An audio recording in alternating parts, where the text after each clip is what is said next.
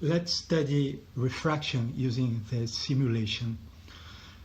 So we see that here light moving from air into water. The incident angle is 30, the refracted angle is 22.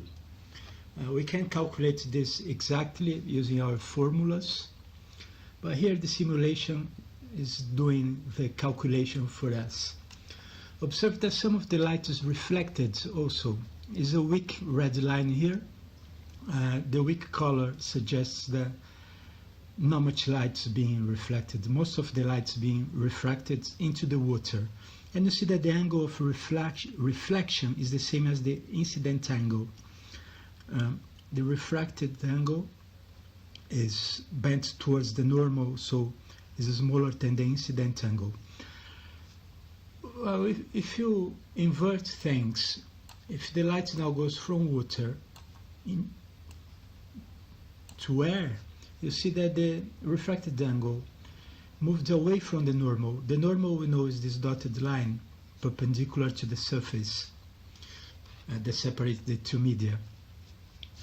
So now the refracted light bent away from the normal, so the refracted angle is like 40 something, 43, 44 degrees for the same incident angle of 30, and some light is reflected as well. Now let's see total internal reflection. We're moving from water to air. So yeah, to observe total internal reflection, it must be like that.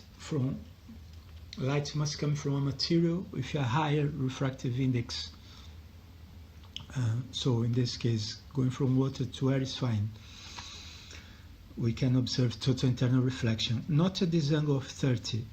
But if you keep increasing the angle, we're going to observe that you see that the reflected line is getting stronger at the expense of the refracted ray, obviously. And if you keep increasing the angle, we see that when the refracted ray approaches 90 degrees, it just disappears and all the light is reflected. That's total internal reflection. If you increase the angle further, we just keep seeing total internal reflection. At the same angle, you see incident angle 60, and then the reflected angle is also 60, the same as the mirror, you know, the reflection at the same angle as the incident light. Okay, so smaller angles, you've got refraction and reflection. As you increase the angle, reflection gets stronger until we reach a point where all the light is reflected. So that's the critical angle, the angle at which all the light is reflected. In that case, is about 49 degrees for this interface between water and air. But we can calculate this exactly using our formulas.